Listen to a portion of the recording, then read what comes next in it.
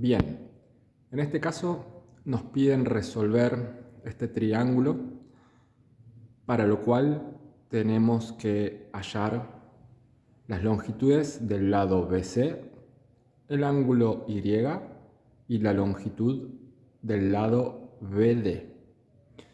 Como podemos observar, tenemos dos triángulos que ninguno de ellos es rectángulo, y la información que nos proveen es en uno de ellos dos lados y el ángulo comprendido entre esos lados, y en el otro triángulo tenemos un solo lado y un solo triángulo.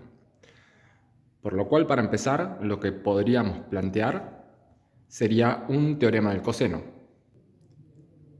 Recordemos que para aplicar un teorema del coseno necesitamos conocer los tres lados de un triángulo y ninguno de sus ángulos, o dos lados y el ángulo comprendido entre ellos, como es el caso del triángulo que se forma con los ángulos ABC.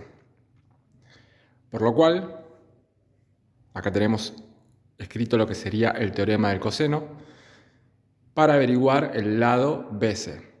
Reemplazando,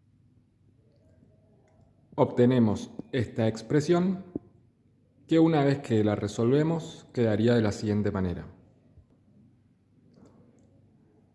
Una vez resuelto, conociendo el lado BC, ya podemos utilizar esa información para trabajar con el siguiente triángulo compuesto por los lados BD, BC y CD y proceder a averiguar lo que sería el ángulo Y y el lado BD.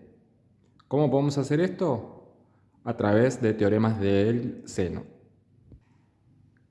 Recordando que para poder utilizar el teorema del seno necesitamos conocer un lado y su ángulo opuesto y algún otro lado o ángulo del mismo triángulo.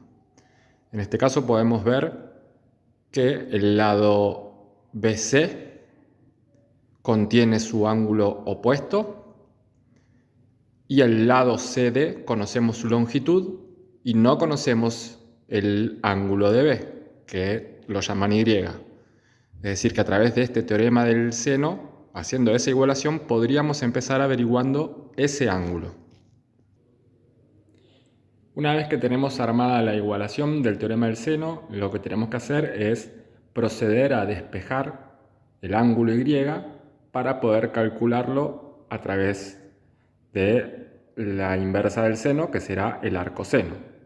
Es decir, que el seno de 45 pasará como un producto de 3,90, el seno de Y pasará como un producto de 2,80 y 2,80 luego volverá dividiendo al miembro donde quedaría despejado previamente el 3,90 por el seno de 45.